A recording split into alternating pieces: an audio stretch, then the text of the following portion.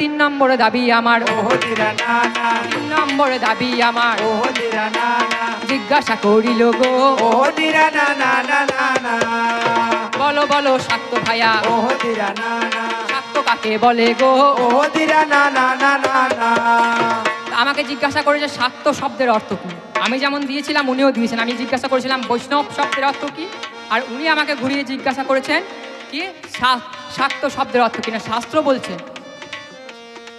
শাস্ত্র সর্ববিশারদ সর্বগুণ সমন্বিতম শক্তিধর সুধীয়স্য সকারতস্য লক্ষণম কীর্তনম দশ মহাবিদ্যা পূজা কুলকুণ্ডলিনী সর্বদা কলুষ মুক্তম ককারতস্য লক্ষণম তীর্থ পর্যটনাদি তারা নাম মুখে সদা ইন্দ্রিয় দমনকারী শাক্ত সকারস্য লক্ষণম। এই শ্লোকে যদি ভেঙে ভেঙে ব্যাখ্যা করতে যাওয়া হয় বাবা, অনেক সময় লাগবে। শাস্ত্র সর্ববিশারদ সর্বগুণ সমন্বিতাম, যিনি সর্বশাস্ত্রে বিশারদ হবেন এবং যার মধ্যে সর্বশাস্ত্রের গুণ থাকবেন। শক্তিধর সুধীয়স্য, তার মধ্যে সমস্ত শক্তি নিহিত থাকবে। এটা হচ্ছে শাক্তের সকারের লক্ষণ। দ্বিতীয় কি না, কীর্তনম দশ মহাবিদ্যা, আমরা দশ মহাবিদ্যার নাম সর্বদাই কীর্তন করি। এই দশ মহাবিদ্যা কে কে? কালী তারা মহাবিদ্যা, ষোড়শী ভুবনেশ্বরী, ভৈরবী ছিন্নমস্তা চ বিদ্যা ধূমাবতী তথা বগলা সিদ্ধবিদ্যা চ মাতঙ্গী কমলাত্মিকা এতাদশ মহাবিদ্যা সিদ্ধ বিদ্যা প্রকৃতিতা। তো এই দশ মহাবিদ্যার আমরা পূজা করি। আর ওই যে বললাম মহাকারের সাধনা করতে গিয়ে কুলকুণ্ডলিনীকে আমরা জাগিয়ে দিই, এটাও একটা। আর সর্বদা কলুষ মুক্তম, তুমি যে বললে মদ খেয়ে পূজা করছি, সেটা ভুল। আমি সর্বদা কলুষ মুক্ত থাকি। কেন জানো? ওরে মা আমার কলুষ নাশিনী, ওরে মায় আমার কলুষ নাশিনী, ওরে মায় আমার কলুষ নাশিনী, ওরে মায় আমার কলুষ নাশিনী, ওরে মায় আমার কলুষ নাশিনী। ওরে মায়ের পূজা করি আমি, মায়ের পূজা করি আমি, শরণ মায়ের চরণ খানি। মায়ের চরণ খানি, ও গো মায়ের চরণ খানি, মায় আমার কলুষ নাশিনী, ও গো মায় আমার কলুষ নাশিনী, ও গো মায় আমার কলুষ নাশিনী, ও গো মায় আমার কলুষ নাশিনী। মহাকাল কলয়সী কলুষ নাশিনী, এই কলুষতা মা আমাকে নাশ করা। সেই মায়ের কাছে আমি গিয়েছিলাম, এতক্ষণ ছিলাম। তুমি কেন বলছো যে তোমার মুখে মদের গন্ধ উঠছে? আমার সমস্ত কলুষতা তো আমার মায়ের সান্নিধ্যেই দূরীভূত হয়ে গিয়েছে। আর অন্তিমে কি না, তীর্থ পর্যটনাদি তারা নাম মুখে সদা, শাক্ত তীর্থ ভ্রমণ করেন, তারা নাম সর্বদাই জপ করেন। আর ইন্দ্রিয় দমনকারী, এই ষড়রিপু এবং পঞ্চ ইন্দ্রিয়কে আমার যিনি শাক্ত সাধক হবেন তিনি দমন করে রাখতে পারেন। এই জন্য এটাই হচ্ছে শাক্ত কথার অর্থ। তোমার উত্তরটা জানালাম।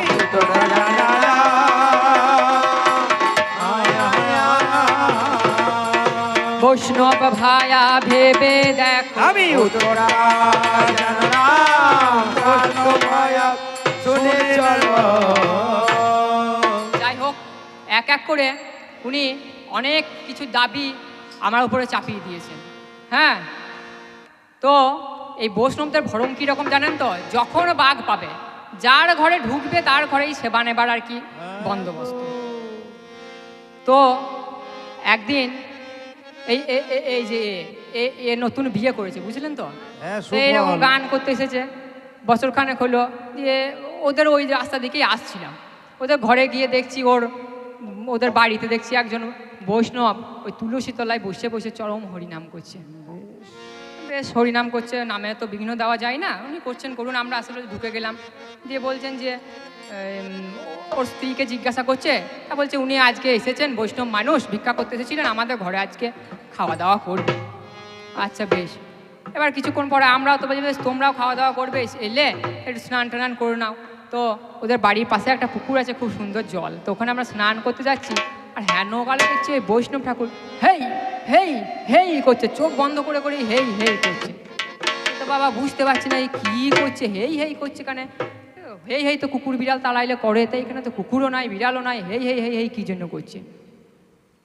তো স্নান করে এলাম, এসে জিজ্ঞাসা করছি, আচ্ছা বাবাজি আপনি ওই চোখ বন্ধ করে হেই হেই কী জন্য করছিলেন? বলছে ওরে বাবা তোমরা বুঝবে না।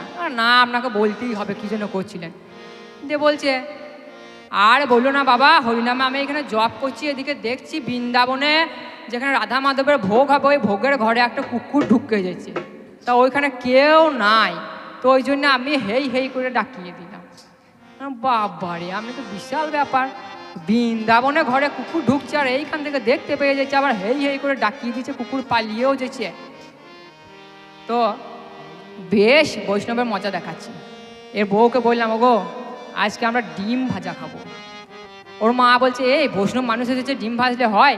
আমি বলছি দেখুন আমিও তো প্রত্যেক দিন আসি না, আজকে বলছি আপনি একটু আমার জন্য ডিম ভাজা করুন আর ওই বাবাজির জন্যও ডিম ভাজা করবেন। বলছি হেই বাবাজি মানুষ, আমি বলছি যেটা বলছি সেটা করুন, দেখুন আপনাকে কেমন বাবাজি আমি দেখিয়ে দিচ্ছি। যে ওরা বেশ ভালো করে একটা ডিমের অমলেট করে দিয়েছে। বললাম ওই বাবাজিকে একটা ভালো বগি থালা দিয়েছে, ওই বগি থালার প্রথমেই যেন ডিম ভাজাটা দেওয়া থাকে, ডিম ভাজাটা দিয়ে দিয়েছে, তার উপরে চুর করে ভাত দিয়ে দিয়েছে, সুন্দর মিনিকেট চালের ভাত। ডিম ভাজাটা কিন্তু দেখা যাচ্ছে না, তার উপরে একবারে পঞ্চব্যঞ্জন সাজিয়ে দিয়ে দিয়েছে। বৈষ্ণব কেমন খেতে লেগেছে, খেতে খেতে খেতে খেতে যেই তলাতে হাত গিয়েছে আর ওই মাল দেয়া ছিল ঠেকে গিয়েছে হাতে, ঠেকে ঠেকে ওই তুলে নিয়ে দেখছে ডিমও মুখে ঢুকে গিয়েছে। বলছে হেই তোমরা কি করলে? আমি বৈষ্ণব মানুষ, আমাকে ডিম ভাজা খাইয়ে দিলে। তাই বলছি আমরা তো এইসব খাই না, তো আবার তো আমার এই বৈষ্ণব আসবে। তো বৈষ্ণবকে তখন বলছি, ও বাবাজি আপনি এখান থেকে বসে বসে বৃন্দাবনে ভোগের ঘরে কুকুর ঢুকেছে সেটা দেখতে পাচ্ছেন, আর আপনার ভাতের তলাতে ডিম ভরা আছে সেইটা দেখতে পাচ্ছেন না? হ্যাঁ, বাবাজি তখন তার পুঁডলি পল্লা নিয়ে মারের দৌড়। বলছি আচ্ছা লোকের পাল্লাই পড়ছে। তো এই বৈষ্ণবকে জিজ্ঞাসা, এরা আবার ডিম খাবে না, মাংস খাবে না, পেঁয়াজ খাবে না, রসুন খাবে না, কিন্তু আবার মাছ পেলে বাবা তখন সাঁটিয়ে দেবে। আবার মাছের ঝোল যদি বলা হয় যে মাছের ঝোল করে দিয়েছি, তা বলে ওরে বাবারে, তখন আবার নাক কান মুলবে। মাছটা খাবে কিন্তু মাছ বলা হবে না, কি বলবে? বলবে অবতারের রসা।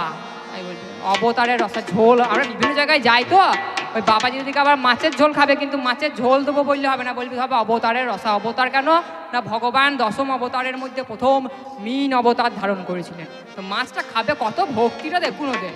আর বলবে অবতারের রসা। তোমাকে জিজ্ঞাসা, তোমরা এই পেঁয়াজ রসুনটা খাও না কেন? হ্যাঁ, এটা তো কোনো প্রাণী দেহ থেকে উৎপত্তি নয়, কোনো প্রাণী হত্যা করতে হবে না, তো পেঁয়াজ রসুন খাও না কেন? এটা আমি তোমার জিজ্ঞাসা রাখলাম। জিজ্ঞাসা রাখলাম, বলে যাবে ভাবে ভাবে। জিজ্ঞাসা রাখলাম, বলে যাবে ভাবে ভাবে। তারপরে জিজ্ঞাসা আমায় করো বৈষ্ণব ধন। এই মরি মরি রে, তারে পরে জিজ্ঞাসা মায়, ওহে বৈষ্ণব বলে বিষ্ণু মন্ত্রে পূজা কেন, বিষ্ণু মন্ত্রে পূজা কেন করিছ এখন? ওরে বিষ্ণু মন্ত্রে পূজা এখন করিছ এখন। মায়ের পূজা করছো তুমি, বলো না আমায় ওম বিষ্ণু বলে কেন পূজা শুরু হয়? শেষেও আবার বিষ্ণু মন্ত্রে নিবেদন হবে, এই কথার তত্ত্ব তুমি আমায় বুঝাইবে। কি বলছে? মন্ত্রগুলো কিন্তু আবার বলেনি। হ্যাঁ, প্রথমে যখন আচমন করার সময় প্রথমেই কি বলে না, ওং বিষ্ণু ওং বিষ্ণু ওং বিষ্ণু, মানে ও বলতে চাইছে আমার মায়ের পূজার আগেই তো, তোমার মায়ের পূজার আগেই আমার বিষ্ণুর পূজাটা হয়ে গেল। মানে এই যা প্রসাদ সব মায়ের প্রসাদ নয়, সব কিছু বিষ্ণুর প্রসাদ।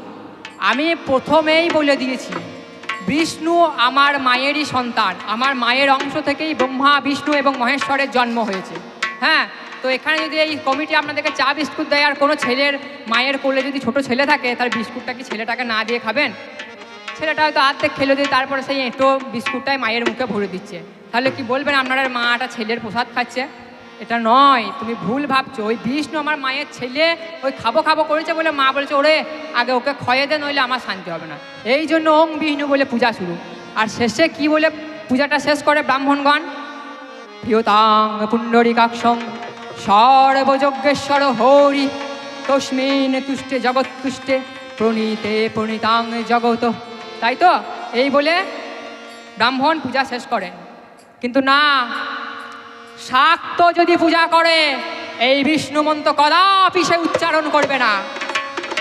শাক্ত কালী পূজায় বসলে তার মন্ত্র আলাদা আছে, কোনো মতেই সে বিষ্ণু মন্ত্র বলবে না। তোমার বিষ্ণু কদিনকার?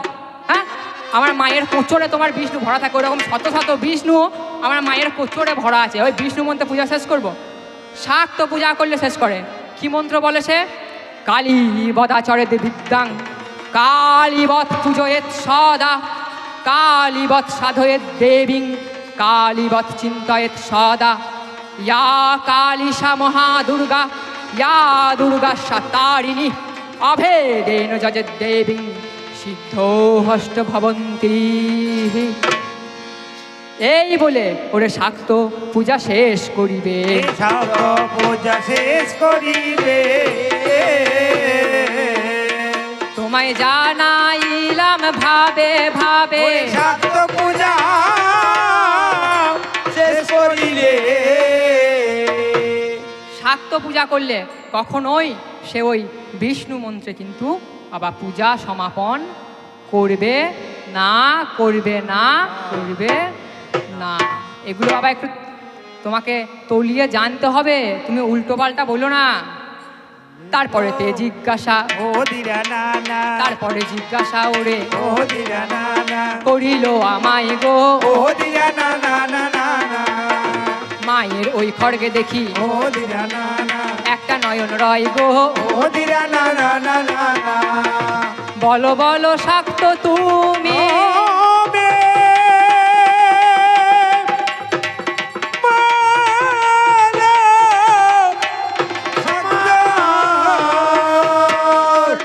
বলো বলো শাক্ত তুমি ওই খড়গের মাঝে কেন হয়?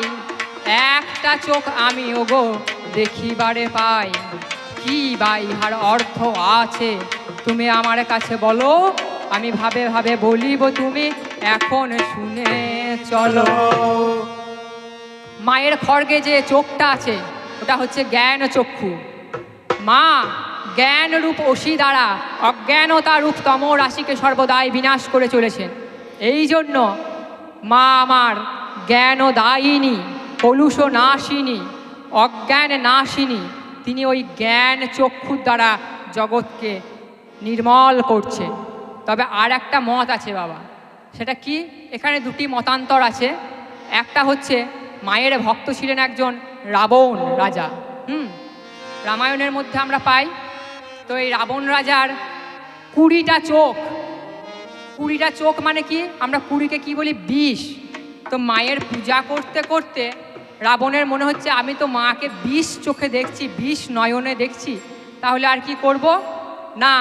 রাবণ নিজের একটা চোখ তুলে মায়ের চরণে অঞ্জলি দিয়েছিলেন। সেই জন্য রাবণকে বলা হয় পিঙ্গলাক্ষ, অর্থাৎ একটা চোখ তার হলুদ হয়ে গেল। অর্থাৎ নষ্ট হয়ে গেলে চোখ যেমন হলুদ হয়ে যায়, সেই জন্য রাবণের একটা চোখ নেই, সেই জন্য তাকে বলা হয় পিঙ্গলাক্ষ।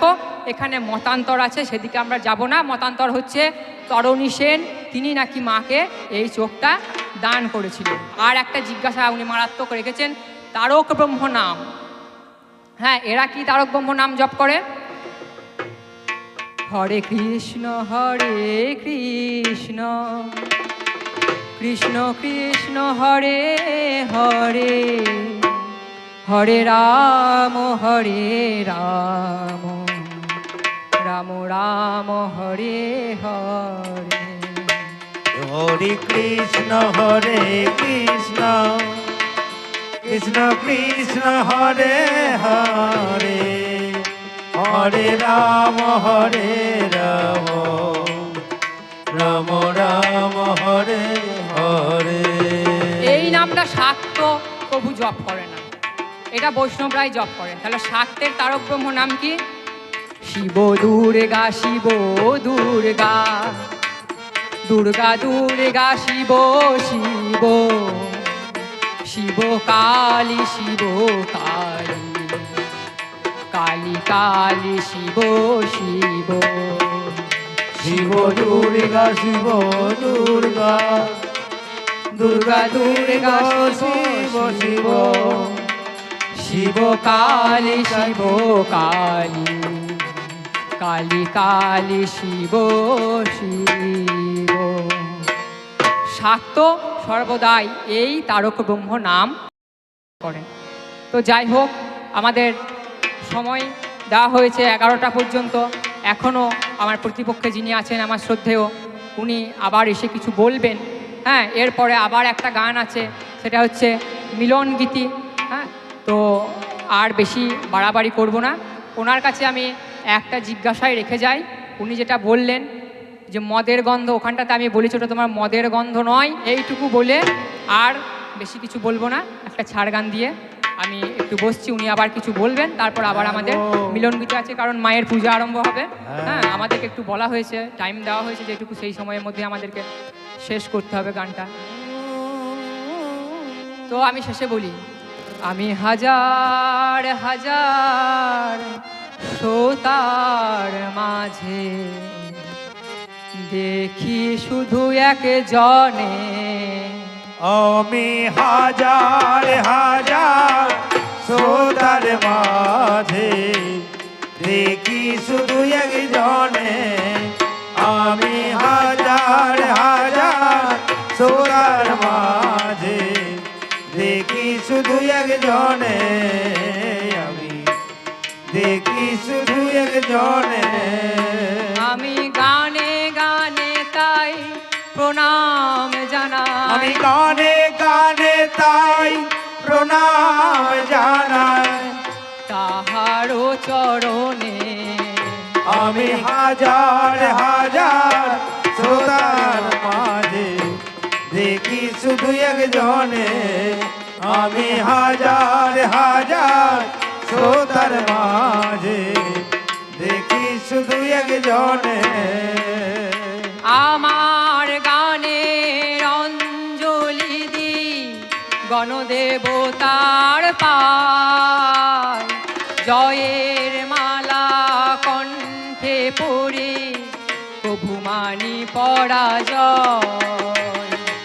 আমার গানের অঞ্জলি দি গণদেবতার পায়, জয়ের মালা গলায় পড়ে প্রভুমানি পরাজয়। মোর পরাজয় হলে মাগো নিয়েছো যে কোলে তুলে, আমার মর পরাজয় হলে আমায় নিয়েছো কোলে তুলে। আজ কেন তবে মুখ ফিরায়ে অভাগা সন্তানে, আমি হাজার হাজার ভক্তের মাঝে দেখি শুধু একজনে, আমি হাজার হাজার শ্রোতার মাঝে দেখি শুধু একজনে। হতাশা গ্লানি লাঞ্ছনায় পড়ে পাগল প্রায় দেবাসী, বিশ্বমাতা তুমি ভক্তদের থেকে দিও মাঠে আসি। হতাশা গানি লাঞ্ছনায় পড়ে পাগল প্রায় দেবাসী, বিশ্ব জননী ভক্তদের থেকে দিও মাঠে আসি। মাগো তোমার আশিস পেলে আমার হৃদয় শত দলে, মাগো তোমার আশিস পেলে আমার হৃদয় শত দলে। মন ভোমরা গে যাবে গান সুমধুর গুঞ্জনে, আমি হাজার হাজার ভোতার মাঝে দেখি শুধু একজনে, আমি হাজার হাজার শ্রোতার মাঝে দেখি শুধু একজনে। আমি গানে গানে তাই প্রণাম জানাই, গানে গানে তাই প্রণাম জানাই, সবার চরণে আমি হাজার হাজার, সকলে একবার প্রেমানন্দে জয় জয় মহাকালী কি জয়। আমার হাজার হাজার শ্রোতার মাঝে দেখি শুধু একজনে।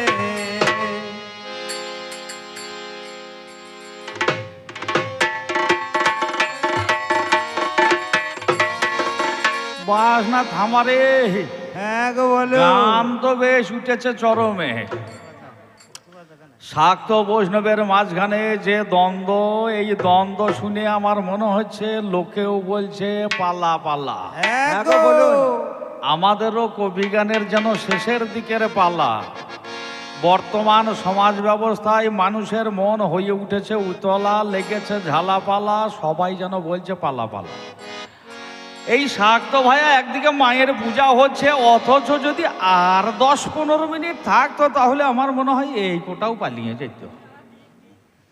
তবে হ্যাঁ, কবিগান, লোকশিক্ষার গান, মানুষের চেতনার গান, কিন্তু বড় দুর্ভাগ্যের বিষয়, বালির বস্তা দিয়ে কি শ্রাবণ মাসের প্রবল প্লাবন বা বন্যা রোধ করা যায়? আমরা চেষ্টা করলে হবে কি কবিগান, কীর্তন গান, বাউল গান দিয়ে সমাজ সংশোধন করতে এসেও আমাদের আর কতটুকু ক্ষমতা সমাজ সংশোধন হবে?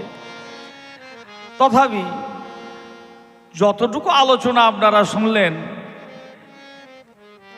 একজন শ্রোতা হিসাবে বসে বসে আমারও মনে হচ্ছিল সত্যি সত্যি, আপনাদের কি মনে হয়েছে জানি না, আমার মনে হচ্ছিল যে সত্যিই ছেলেটা গান করছে কবি, প্রকৃত কবি গানের মতোই। যে কটা জিজ্ঞাসা করেছিলাম একটা একটা করে উত্তর দিয়ে গিয়েছে। আমি হইল না এই কথা একবারও বলবো না। অতীব সুন্দর আলোচনা করেছে, অতীব সুন্দর। তবে বাবা যেভাবে চিৎকার চেঁচামেচি করছিল, আমার মনে হচ্ছিল বোধ হয় কারণ বাড়িটা একটু বেশি টেনে ফেলেছে নাকি। টেনেছে। আরে পাগল, কবি গান করা নয় অত সস্তা, বুদ্ধি লাগে বস্তা বস্তা। একটু ধীর হও, একটু স্থির হও, একটু রেখে রেখে খাও। এত চিৎকার চেঁচামেচি করলে গান হয়? সঙ্গীত হচ্ছে সাধনার জিনিস। মাননীয় ভক্তমণ্ডলী, ছোট একটা গল্প মনে পড়ে গেল জানেন। মানে যার হাতও নাই, পা হয়তো দুটো আছে, এখনকার দিনের দুষ্কৃতিকারী যারা জানেন, বোম বানতে গিয়ে হয়তো হাত উড়ে গিয়েছে, তারা শেষ মুহূর্তে কি ভাবনায় ভাবিত হয় বলেন তো? গল্পটা শুনুন। দুটো হাতই নাই, এরা মনে মনে ভাবছে ওরে ভোর কোলে হরিবাসর হচ্ছে, আমোদপুরে হরিবাসর হচ্ছে, সেখানে গিয়ে যায়, তাহলে পরে অন্তত পক্ষে 2-4টে ওই মহোৎসবের প্রসাদটুকুও পাওয়া যাবে। আমি যদি খেতে না পারি আমাকে কেউ খাইয়েও দেবে। মানে দুটো হাতই নাই, শেষ দশা হচ্ছে হরিবল বলে, কিন্তু সে পারের সম্বলই বলুন আর জীবনের সম্বল বলুন, তার শেষ দশা কি না ওই হরিনাম সংকীর্তনের আসরে গিয়ে বসে বসে এখানে ওখানে, আর শেষ মুহূর্তে আর কোনো কিছুই নাই। গান শুনতে যাই, দুটো সেবার জন্যেই যাই, উদরপূর্তির জন্যেই যাই। ঠিক এইরকমভাবে গান হচ্ছে, এক জায়গায় গিয়ে ভদ্রলোক বসে আছে, তার দুটো হাতই নাই। কীর্তনিয়াও ভাবছে যে খুব একজন উঁচু দরের ভক্ত পেয়েছি, সকাল থেকে কীর্তন গান শুনছে।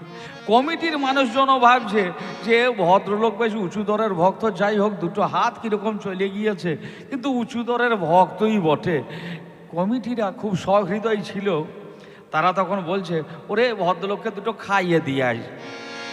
আচ্ছা, একে খাওয়ানো যাবে কি করে? ওর তো হাতই নাই। মোটামুটি গোটা 10 রসগোল্লা কিনে এনে ভদ্রলোককে খাওয়াইতে গিয়েছে, তার হাত নাই তো। কমিটির এক ভক্ত, সে গিয়ে মুখে যেমনই দিয়েছে, সামনে প্রচণ্ড খিদেও পেয়েছিল, রসগোল্লা মুখে ভরে, একটু কল্পনা করে নেন, মুখের কাছে নিয়ে গিয়েছে, মুখটা একটু বাড়িয়ে যেমনই রসগোল্লাটা মুখে ঢুকেছে আর একটু পিছিয়ে এসেছে, আর গড় গড় করে বললেন, রসটা একেবারে বুকেই পড়েছে। প্রত্যেকটা জিনিসের একটা ধর্ম আছে। সুসুর সুসুর করে রস নেমে চলে গিয়েছে, কোথায় বসেছিল তো সেন্টারের মতন, সেন্টারে গিয়ে রস পৌঁছিয়ে গিয়েছে। প্রত্যেক বস্তু, প্রত্যেক প্রাণীর একটা ধর্ম আছে। বাবা, কোথা ছিল হাজার হাজার পিঁমড়ে, যেখানে মিষ্টি থাকবে পিঁমড়ে সেখানে গিয়ে কুটুস কাটুস করে কামড় আরম্ভ করেছে।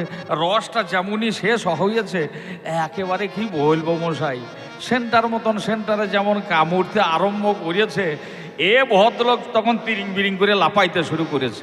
পেছনে যারা বসেছিল তারা বলছে, এ ভাই বসো বসো। এ বসবে কি, এর তখন দরাম দরাম করে লাপায়নি, মানে পিঁমড়ের জ্বলন। আমার পাল্লাদারের অবস্থাও ঠিক তাই। একে গোটা চারেক আমি পিঁমড়ের পাছাই লাগিয়ে দিয়েছিলাম। আমি দেখলাম এ কি করেছে। কিন্তু মাননীয় জনগণ, আপনারা বিচার করুন, আমাদের প্রথমে দশা সেই শ্রীহরির নাম, আবার অন্তিম দশা সেই শ্রীহরির নাম। বলে হরি বলে বল মনে কে বলে পথেরই সম্বলে কেউ হারাইও না আরে। তাই একবারে কৃষ্ণানন্দে হরি হরি ধ্বনি উলুধ্বনি ভক্তমণ্ডলী।